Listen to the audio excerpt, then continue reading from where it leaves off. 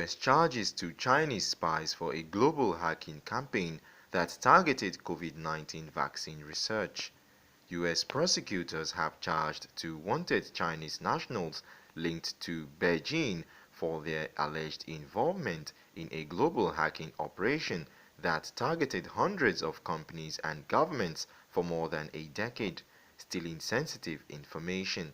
The 11-count indictment, unsealed on Tuesday, July 22nd, alleges Li Xiaoyu, 34, and Dong Jiazhi, 33, said to be working for China's State Intelligence Bureau, stole terabytes of data from high-technology companies around the world, including the United States, the prosecutors said. The prosecutors accused the hackers of recently targeting the networks of over a dozen U.S. companies in Maryland, Massachusetts, and California developing vaccines and treatments for COVID-19. The indictment comes just weeks after both the FBI and Homeland Security warned that China was actively trying to steal U.S. research data related to the coronavirus pandemic. The hackers were first discovered after they targeted a U.S. Department of Energy network in Hanford, Washington, the Justice Department said. The prosecutors said the hackers also targeted companies in Australia, South Korea, and several European nations using known but unpatched vulnerabilities in widely used web server software to break into their victims' networks. By gaining a foothold onto the network, the hackers installed password-stealing software to gain deeper access to their systems. The prosecutors also said that the hackers would frequently return to the networks, in some cases years later. According to the indictment, the hackers stole hundreds of millions of dollars worth of trade secrets and intellectual property. The prosecutors also allege that the hackers stole data related to military satellite programs, military wireless networks, and high-powered microwave and laser systems from defense contractors.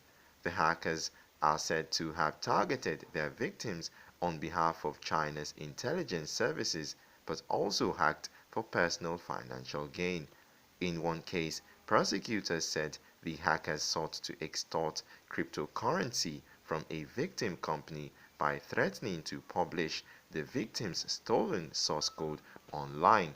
John C. Demers, U.S. Assistant Attorney General for National Security, said that the indictments were concrete examples of how China used hackers to rob, replicate, and replace non-Chinese companies in the global marketplace.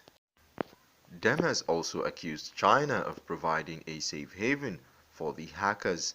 China has now taken its place alongside Russia, Iran, and North Korea in that shameful club of nations that provide a safe haven for cybercriminals in exchange for those criminals being on call to work for the benefit of the state, here to feed the Chinese Communist Party's insatiable hunger for American and other non-Chinese companies' hard-earned intellectual property, including COVID-19 research, said Demers. Mandiant, the Incident Response Division of security firm FireEye, said it has tracked the hackers since 2013, and the tactics, techniques, and procedures used by the hackers is consistent with its findings. The Chinese government has long relied on contractors to conduct cyber intrusions, said Ben Reed, senior manager of analysis at Mandiant, in an email.